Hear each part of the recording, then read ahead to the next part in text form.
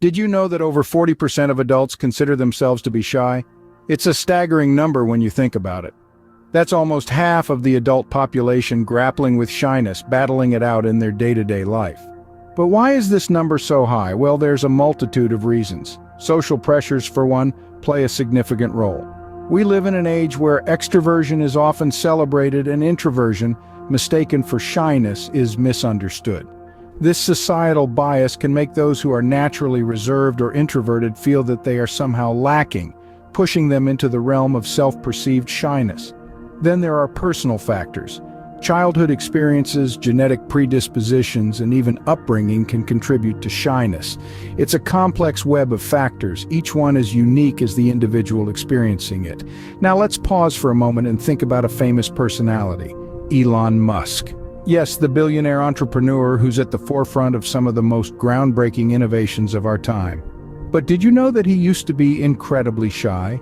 As a child, Musk was so introverted that his mother thought he might be deaf. Yet, look where he is now. He overcame his shyness not by suppressing it, but by embracing it and learning to navigate the world with it. That's the thing about shyness. It isn't a character flaw or a personal failing, it's simply a part of who we are, and like any aspect of our personality, it can be understood, managed, and even leveraged to our advantage. Surprising, isn't it? Now imagine what we could achieve if we learned to overcome this shyness. Just think about the possibilities that could open up, the potential that could be unlocked. It's an exciting prospect, isn't it? Well, stick around because we're about to dive into 15 effective ways to get rid of shyness and low self-esteem. Stay tuned because this is going to be a game changer. Remember when Sarah, a shy individual, decided to challenge her negative thoughts? Let's dive into that story a bit more. Sarah, like many of us, was a battlefield of negativity. She was constantly doubting herself, second-guessing her abilities, and feeding her mind with self-defeating thoughts. But one day, Sarah decided to take a stand. She started replacing her negative thoughts with positive affirmations, slowly but surely. It was not an overnight process, but with time, her mindset began to shift. She began affirming herself. I am capable, I am confident, I am worthy. These were the new thoughts that dominated her mind. The impact was astounding. Her self-esteem shot up, her confidence flourished, and her shyness started to fade. This is the power of positive thinking, my friends. It can transform your mindset, boost your self-esteem, and help you overcome shyness. Positive thoughts lead to positive actions. Start today and witness the change. Have you heard about James, who was once too shy to even order pizza over the phone? Picture this. James, a bright and capable individual, held back by his crippling shyness. But James didn't let his shyness rule his life. He decided to take small steps towards overcoming his fear. He started by greeting his neighbors in the morning, a simple hello, but it made all the difference. Then he moved on to ordering that pizza he always wanted over the phone. Each interaction, no matter how small, was a victory for James. It was a step towards boosting his confidence and self-esteem. Soon he found himself engaging in more challenging interactions. He started attending social gatherings, even giving a toast at his best friend's wedding.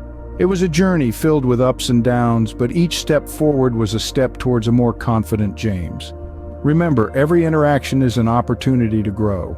What if I told you that Emma, a former wallflower, now confidently walks into any room? Emma's secret: she learned to appreciate herself. Once shy and timid, she started by acknowledging her own worth. She took time each day to identify one thing she liked about herself, one achievement she was proud of. At first, it was small things like finishing a book or helping a friend. Over time, these grew into bigger accomplishments. Emma realized that self-appreciation wasn't about ego or arrogance, rather it was about recognizing her own strengths and accomplishments. It was about honoring her journey and celebrating her growth. This simple act of self-appreciation ignited a spark of confidence within her. She began to see herself in a new light, and so did others. The beauty of self-appreciation is that it's accessible to everyone. We all have strengths and achievements to celebrate. Start appreciating yourself today because you are worth it. Ever heard of Thomas Edison? He once said, "I have not failed, I've just found 10,000 ways that won't work." Now isn't that a perspective to consider? Edison, the man who invented the electric light bulb, didn't see his numerous attempts as failures. Instead, he viewed each unsuccessful try as a discovery of another method that wouldn't bring him to his goal. So why do we fear failure?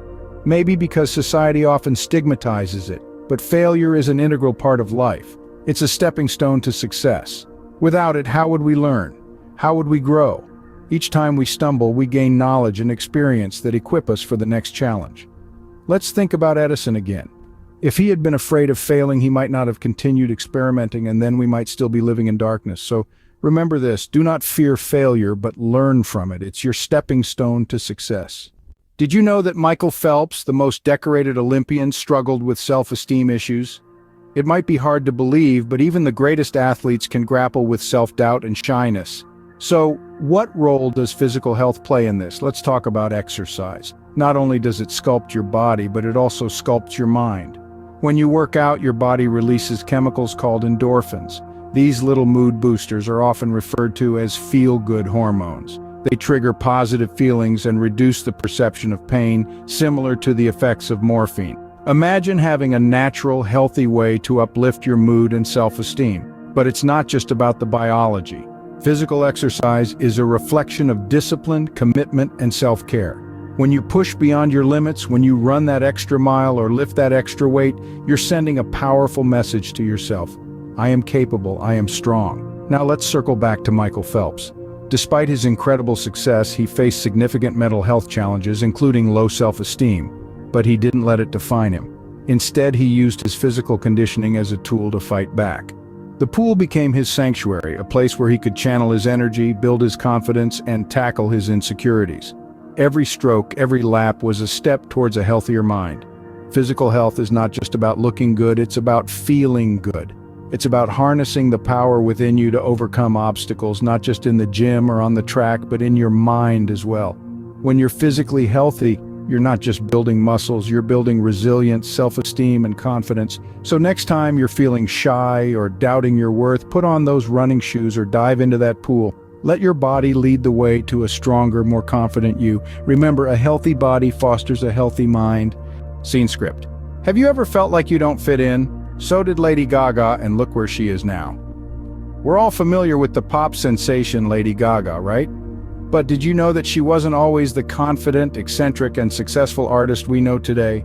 She was once a girl named Stephanie Germanotta who felt like a misfit and was often bullied in school for being different.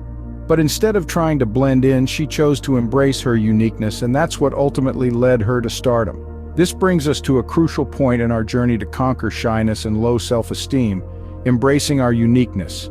We live in a world that often pressures us to conform, to fit into certain molds, to be like everyone else. But here's the truth, those molds, they're not made for everyone, and that's okay. You see, each one of us is a unique blend of personalities, talents, quirks, and passions. There is no one else in the world who is exactly like you. You are a one-of-a-kind masterpiece. So why try to be a copy when you can be an original? Embracing your uniqueness means accepting and celebrating who you are, quirks and all. It means not being afraid to express yourself, even if it goes against the norm. It means daring to be different, to stand out, to be the truest version of you. Remember, the world doesn't need more copies, it needs originals.